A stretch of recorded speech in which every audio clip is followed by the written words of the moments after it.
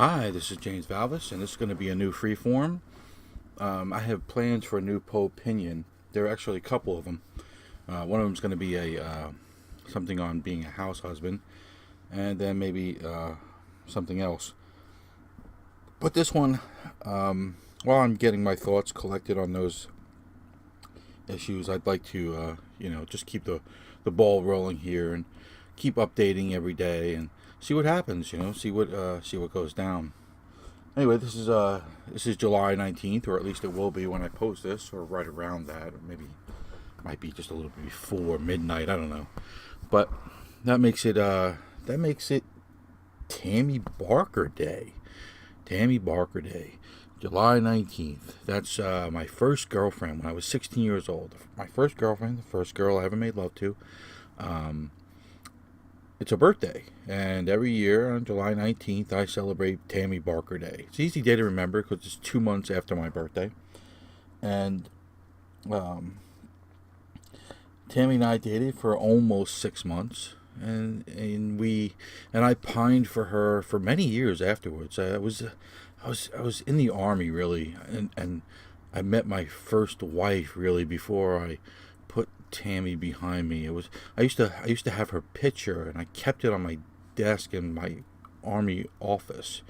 And it was just this 15, 14-year-old girl, because she was a picture she gave me back when she was 16. I had this like picture of a 14-year-old girl or 15-year-old girl on my desk. And my wife, she was my girlfriend at the time. She made me get rid of it. She's like, "No, you can't be pining for this other girl while you're interested in me." And so she made me throw it away. Watched me throw it away. Like, I couldn't like file it away to into some drawer or something, or just put it in an album somewhere or inside a book. No, she made me carry it down to the dumpster and chuck it into the trash while she watched. I always kind of resented that too. I mean, come on, it's just, let it go. But yeah, so Tammy Barker Day. Tammy is still alive. That's about all I know about her. She's, every now and then I'll go online and look to see if there's anything I can see about her. And she's been in several places, mostly in the New Jersey area. Lived in Forked River and in and around the Bayville area where she grew up. She married him and took on his name, and I think it's a different name now. I won't give you that. Uh, she's come into the poems a few times, not too often, but here and there she'll show up in a poem. And she was a very cute girl. She was very slender, terrific body, freckles on her face, but she was really, they were cute. She had wonderful hair, and she was really pretty. Not the brightest girl you ever met at the time, anyway. I don't know what she is now, but at the time she was not doing all that well in school, and she was a party girl. She liked to go out to the clubs and in the Jersey Shore and have a good time, and she was very, very sexually experienced for her age. And I was not. I was a virgin when I met her, and I remember the first time that we were supposed to do it. I chickened out. actually stopped, and I went in the other room and I sat down, and she came back and sat by me, and she's like, "I don't understand you. You're weird." But it just seemed a little too easy. Does that make sense? It's like it was too easy for me to get her in bed, and I didn't want it to be that easy. I wanted there to be some mystery to it, some kind of something to hold on and treasure with in the years to come. Well, my first time to be quick bang on her bed, one Thursday morning or whatever it was.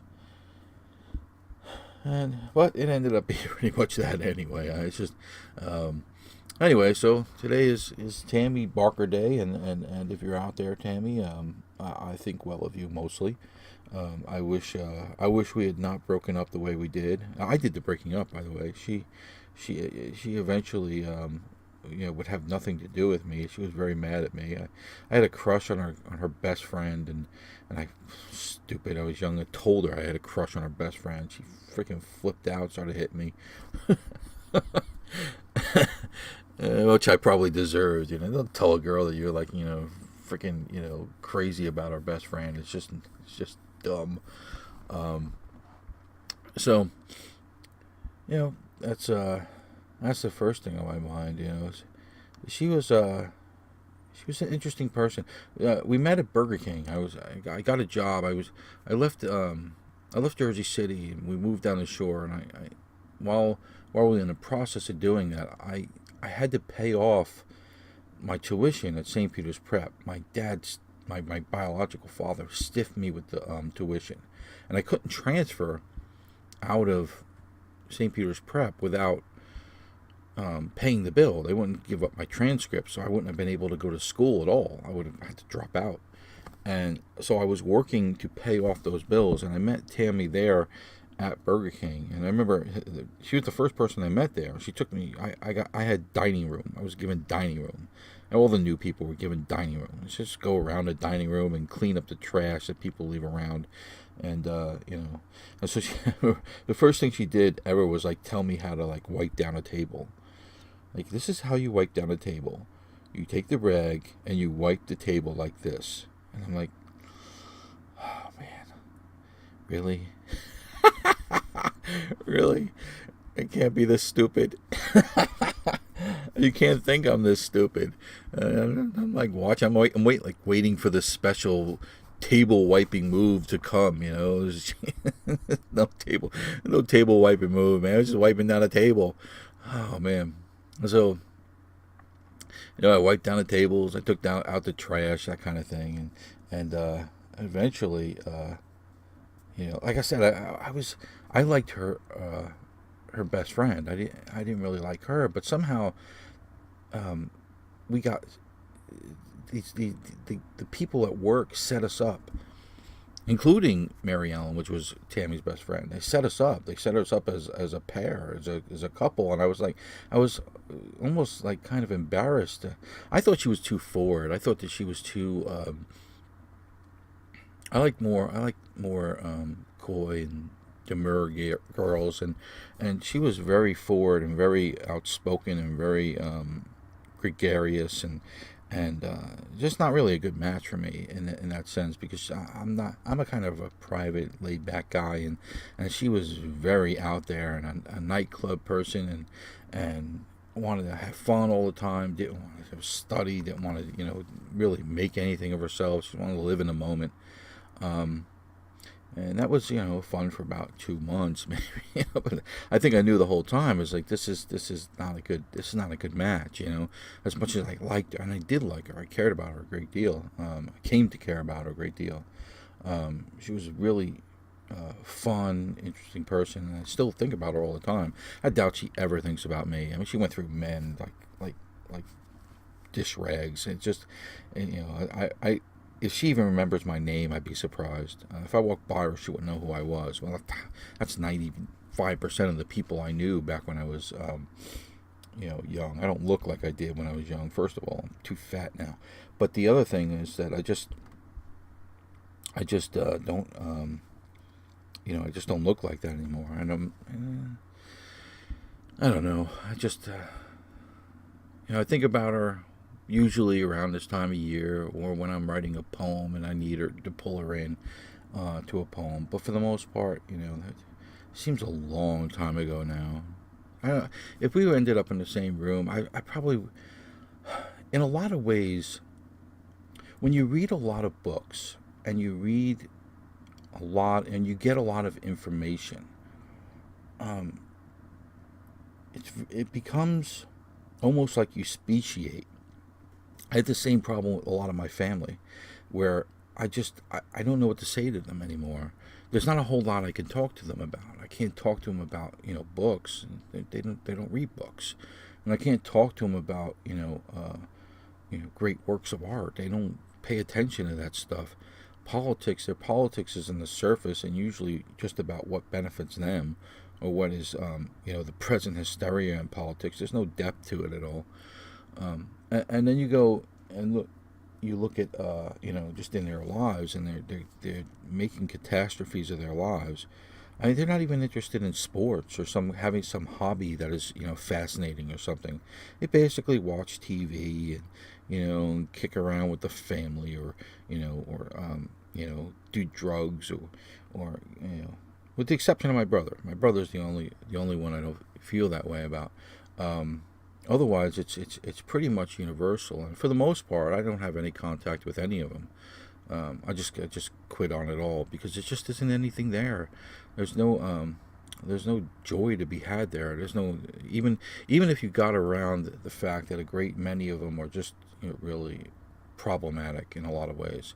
There just isn't a whole lot there. And the same thing would go with Tammy, I believe. Tammy would be somebody who, if I talk to now, I would say, yeah, I'm not really sure what I ever saw in you, because it's just there's not we just can't communicate. There is at some level people that you can't transcend the intellectual differences. You just can't. Sometimes people can fool you. They can be a lot more intelligent, a lot more thoughtful than you originally thought. But a lot of times they aren't. And I don't know if this is true of Tammy, by the way. I just suspect it might be true. But but every now and then I'll go and I'll check her online to see if she's still alive. Still, I care enough about her for that, and I'll go check, with other women I dated. I mean, I have other, like, May 5th is Joe Angelino Day. That's the girl I had a crush on back in 2nd grade through 5th grade. Now this girl, I don't even think she knew my name back then, let alone now. She was absolutely, totally disinterested in me in every way you can think of. And the minute she moved from Jersey City to Boston when we were in the 5th grade, or right after the 5th grade. And yeah, she would not even recognize my name if she saw it. If you showed her a picture of us at the time, like a class picture of us, she would not recognize me as a person who was anything that just wouldn't matter to her at all. And I have no idea what became of her. But, when you like somebody for 3 years, that's a considerable length of time, especially at that age. It's formative. And so, she shows up in the poems and the stories sometimes too. And, there's just, she doesn't know it, but her, she has a literary legacy, but she doesn't know about it. Same with Tammy. These people have literary legacies where they're inspirations for works of art, and they have no clue at all, absolutely no clue at all that this is going on. And it's partially humorous, but also partially sad. That I think that for a lot of people, not much matters to them. Like, they go through their lives, and like, the major players in their lives, they are thought of and considered all the time. But the minor players, they don't get much thought at all. I don't think that, and once they're not major players anymore, they're almost completely forgotten, if not completely forgotten. So somebody might be your boyfriend for a year, and then 10 years from that time that you stop seeing each other, that person means absolutely nothing to you. There are many, many people like that. I just don't happen to be one of them. I happen to be a person who just remembers just about everybody who was ever even a smidgen important to me. I remember people I saw on a bus one time. If I had a long conversation with them, or if I even just talked to them for a little while and they were interesting. I remember people who I was friends with in the 3rd grade for a brief period of time. I remember people I was in the Army with who didn't like me, and made it pretty clear. I remember people who some famous person who came and, read a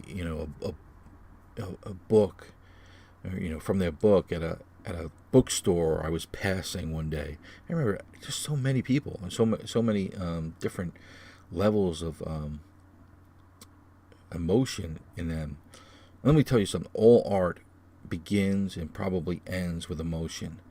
One of the great mistakes of modernity and postmodern art is that it's almost entirely in the head. It exists in the intellectual realm and never passes through the gut.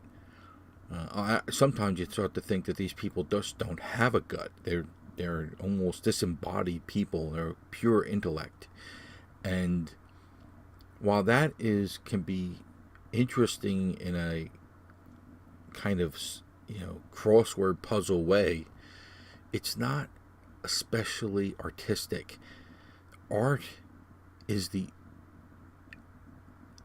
emotion's essence. It is the essence. Its essence comes from emotion, and if there's not emotion there, and the higher the emotion, the deeper the emotion, the greater the emotional resonance is, the greater the art. I mean, a thing like Hamlet is about as intellectual as you can get, and it's just full of great swings of emotion.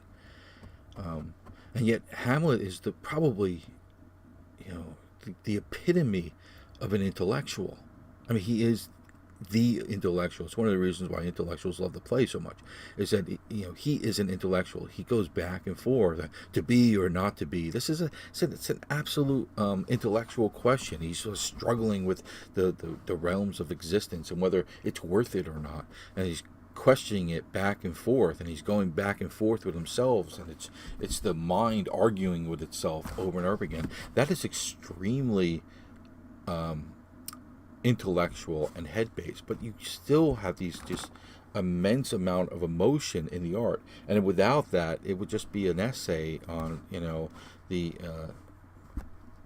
on existential crisis, and that's not any good as art. As an essay, it'd be fine. I mean, intellectual essays are fine, but they're not what I think of as art. They can be artistic in their presentation, but they're not art.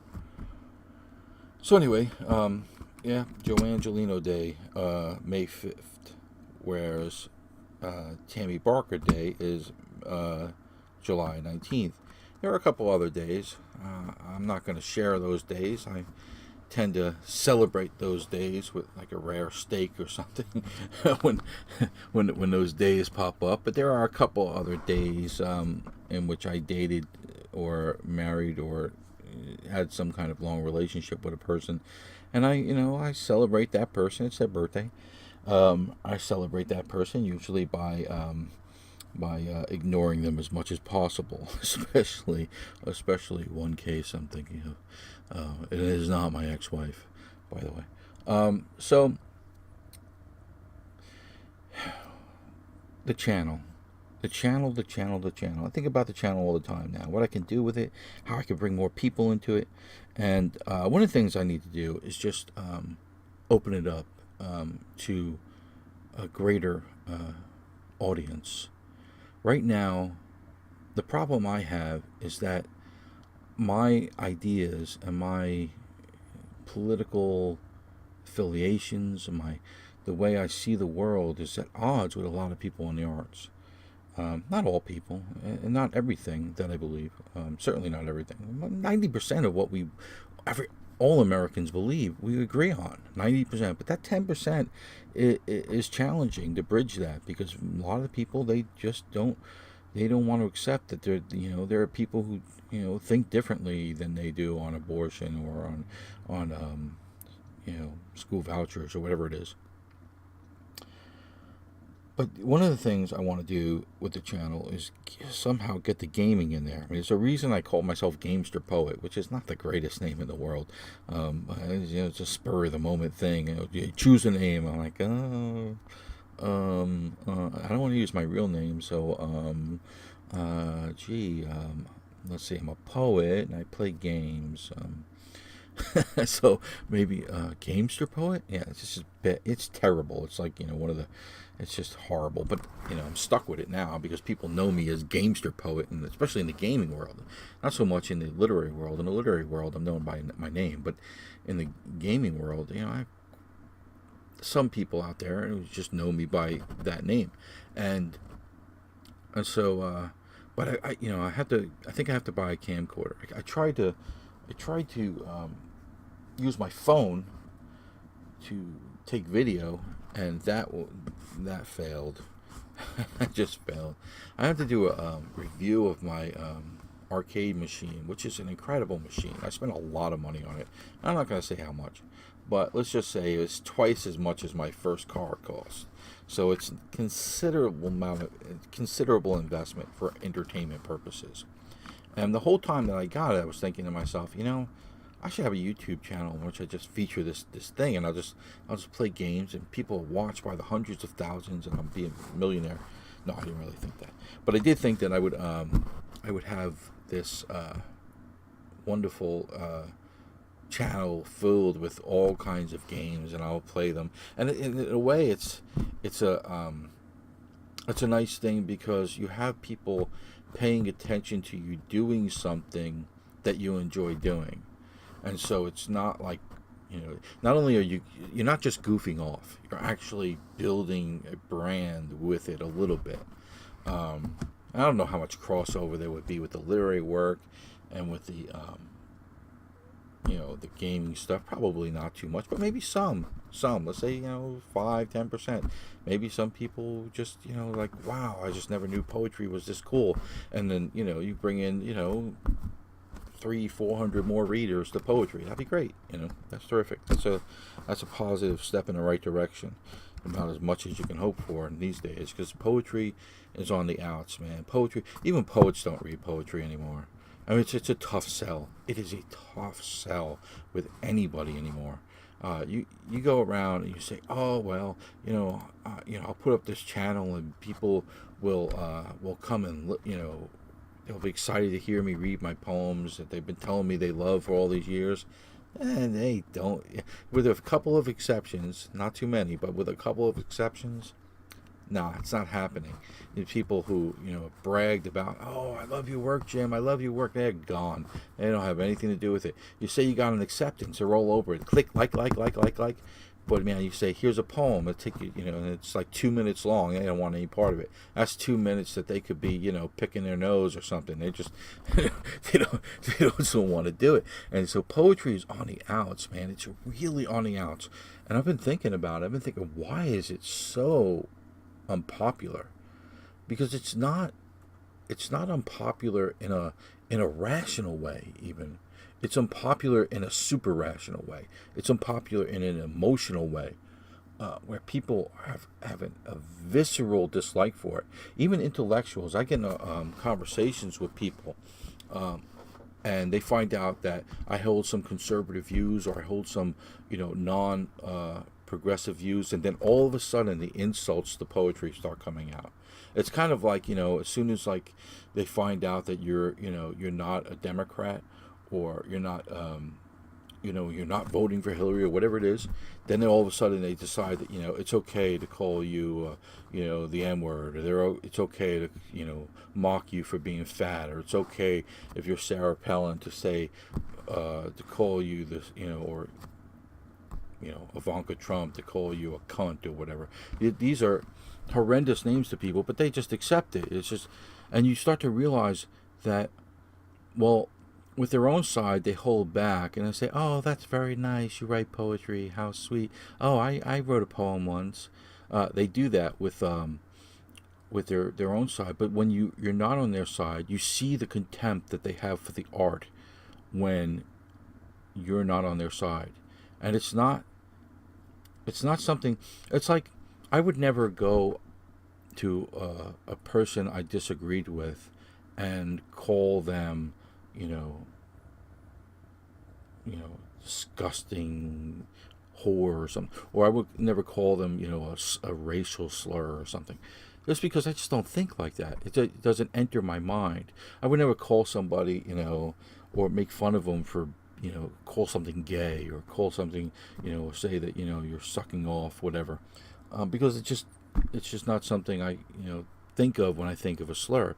And so if somebody is making fun of poetry, or ridiculing poetry, especially when the poet is accomplished. I'm not Billy Collins or anything, but I'm certainly more accomplished than many poets. I'm probably somewhere in the top 5%, say. I've had best work in best American poetry and Plowshares and The Sun, and I can go on like that. If you're accomplished like that and they're making fun of you, then they have a real bitter contempt toward the art, and it's universal. It's across all political ideologies. It's across all races. It's across both genders. It's across everything. They all think poetry is garbage. They really do. I'm not saying this is universal, but it's pretty universal. If you don't think that poetry is a complete waste of time, you are in the tiny minority. You really are. You shouldn't be fooled otherwise. If you're somebody on the left listening to this and all your friends tell you how great it is you're a poet, nah. They like you because they like you. Because they like the things you say and they like the things you think politically. Try this. Try this for a while. Write a poem about how much you love Donald Trump. Or write a poem, or just go and say you like Donald Trump. Go say you like Donald Trump and you just think he's just the greatest guy ever. Try that for a little while. Do that for a couple of weeks and see what they start to say about your poetry. See what they start to say about your weight, about your looks, about your race, about your gender, about your sexuality, about everything. That's you want to know if somebody's your friend? Disagree with them. That's the way to find out if you're friends. If you can disagree with them and they still like you and they still treat you with civility and respect, then that person is probably a true friend. But even if they are a true friend, you will find out pretty quickly just how much they care about certain things. I'll give you, they may not come out and say, they hate poetry. What they may do is just stop liking the poems that you publish. They'll just ignore it. They won't buy your book. Not that they ever bought the book at all, but they would. It's just crazy, really.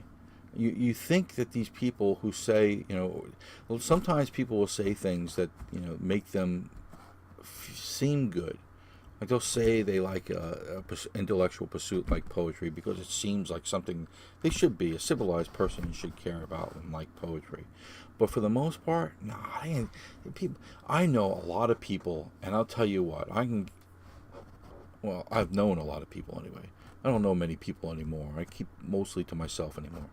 But I've known a lot of people, and it is a small percentage of people who ever bother to read a poem after they're not forced to in some kind of educational situation. I mean, it just doesn't happen, ever. And if they do read a poem, it's like on a freaking greeting card or something that they got at Christmas or for their birthday, And it's like, little monkey says happy birthday. Little monkey always says what, or something like that. It's just, it has nothing to do with, poetry as we're writing it. That's just the state of affairs. It doesn't make me happy to say it. I've been a poet my whole life. I love poetry. I absolutely adore it. And poetry that is well done, I think, is the highest form of human achievement. And I say that knowing that we sent people to the moon. I still think that a great poem is the highest form of human achievement. It is everything you could want. It makes you feel so alive and so,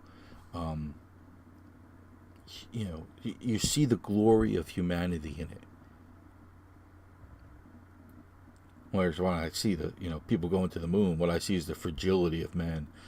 When I see a man in basically a tin cup, trying to trying to stay alive within his suit.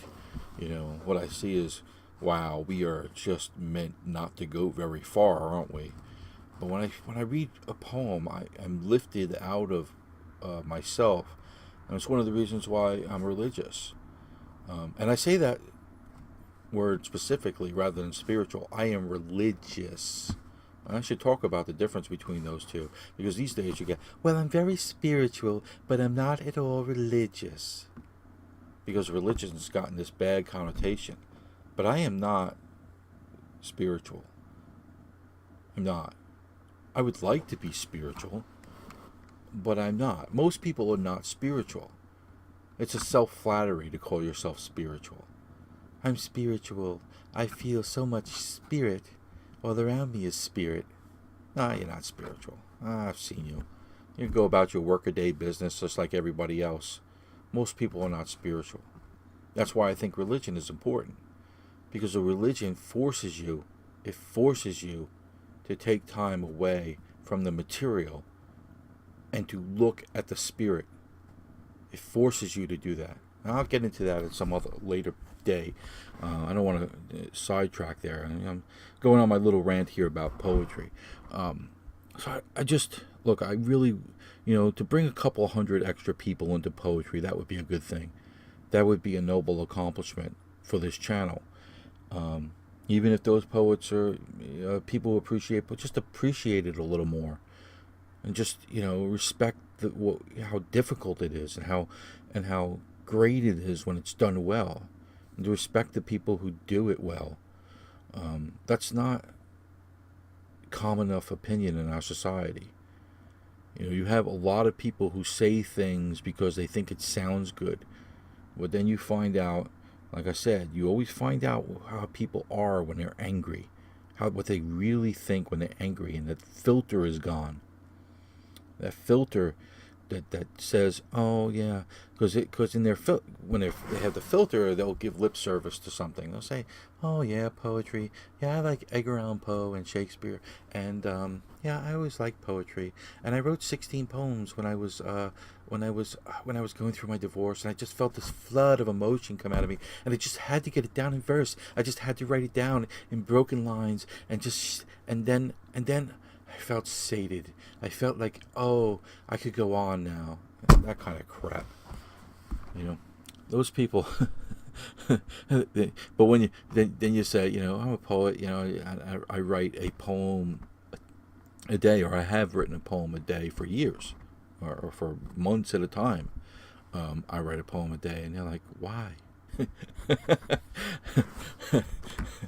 Well, because I'm not using it from emotional release. I'm doing it because I think it's a high art, worthy of my attention and worthy of great craft that I can bring to it. That's why. Because I think it's a valuable thing to do in the world.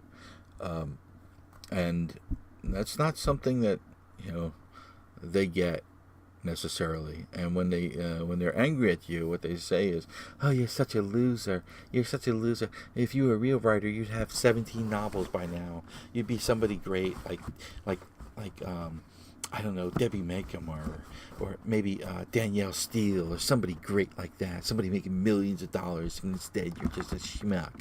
You're a schmuck with your little poems, your little stupid poems.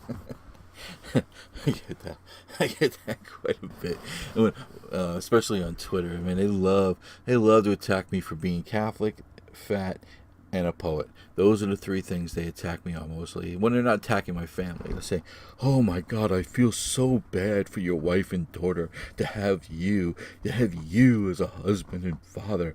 It must be sheer horror for them all the time. And I'm like, well, yeah, that about nails it down, I guess. And the cat kind of likes me, though. Man. All right, so we've gone over half an hour. These talks, I actually get through them. I spend some time. I didn't think I would. I thought that I'd like run out of things to say at 20 minutes.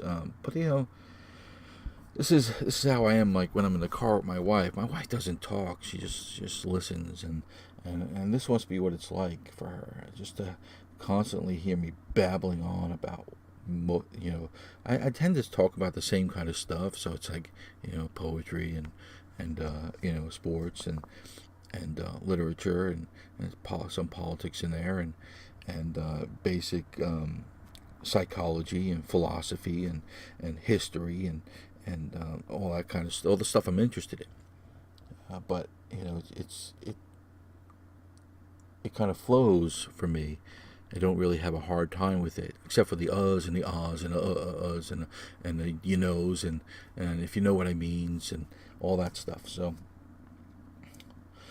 I was really pretty happy to so far feature 3 new poets on the channel. I hope to do more of that. I've even thought about putting a listing in Duotrope and saying, listen, if you want to be on my channel, send me some poems and maybe I'll consider them. Maybe do a literary journal that way. I've often thought about getting back into the literary journal game, but then the thought of doing all the legwork of that, the printing it up and the mailing it out, and the going through reams of paper. It's just, the whole thing just seems to me like it seems work. I like to read poetry. I like to share poetry, but I'm not necessarily a big production guy. It's not something that interests me at all. Like, I was thinking about going back and getting my BA and MFA too, and they have classes in like literary magazine production or something like that. And I'm like, I don't want to do that. No, I don't want to do it. Sorry. Sit around with a bunch of 19-year-olds and talk about whether or not a poem triggers them, and if we can include it, because it might have too many of the wrong ideas in it, and then to spend the rest of the time sitting around at a printer or something, putting in together artwork or whatever. So, yep, today is Tammy Barker Day. I didn't have a lot of girlfriends when I was growing up. I had Tammy, and I had a couple others that I dated here and there. But there was nobody serious after Tammy until my first wife. So I didn't really date much. And even later, I had one serious relationship after my the dissolution of my marriage, and then I had my wife, my second wife, who I've been with now for 20 years, and I'm not kind of a monogamous guy. I prefer I prefer company that goes on a long time. I don't like company in which the person is completely new and you're going through that whole awkward finding out what each other are about and that kind of thing. That doesn't interest me. That seems like the whole stumbling new stuff. I know people are, oh, it's so exciting, we're in love, or oh, it's so exciting, you're an interesting person. And it's just, I'm sure that they are. I'm not saying that they aren't. But what I'm saying is that whole thing to me seems like work. Seems tiring.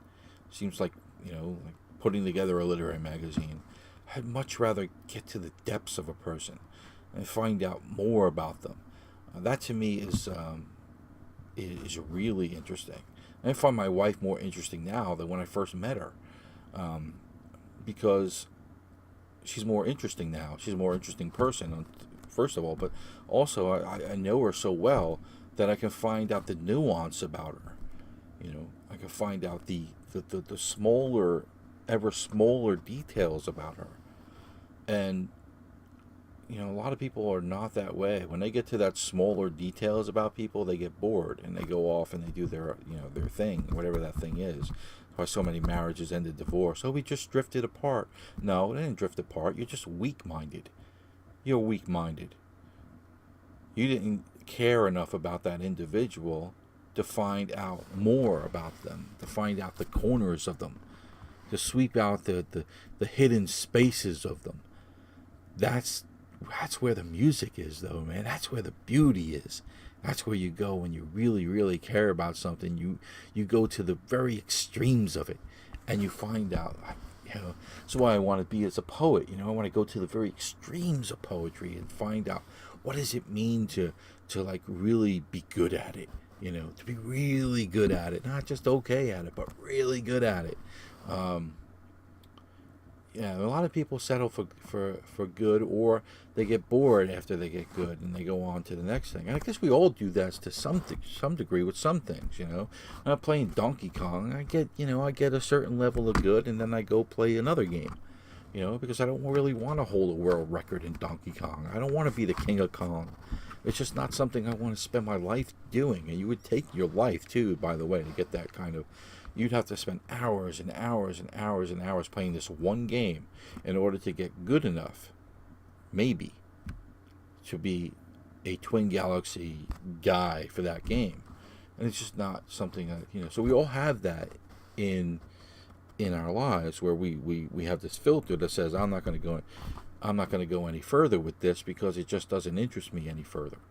But if that happens with your wife, yeah, what the hell did you think when you were marrying them? I mean, you clearly did not feel that initial need to be with that person to the extremes of themselves, and to know them at the far end of themselves. And that, to me, is the joy of marriage. It's the joy of a relationship. For me, what for me is a real relationship. And Tammy, she went from guy to guy to guy to guy. She's a party girl, you know. She was excited by the new and the fresh and the different. And I was excited by I was excited by her best friend, to be honest with you. But I was excited by getting to know one person over a long period of time. And I guess I kind of knew that was never going to happen with her. I guess I knew that. So, you know, I guess I'll end it there. I brought it full circle. If you're out there, Tammy, I hope you're well. I really do. I hope you're happy and that you have. I mean, she did marry, so hopefully she found that kind of relationship, and she is ecstatically happy. I wish that for her. We had good times together. I don't have any regrets for those good times. I sometimes miss her company. She had a bubbly personality, and she was she was just what I needed at 16 to loosen me up a little bit. I probably needed that. And so if you're out there, Tammy, God bless you, and to everybody else, God bless you as well.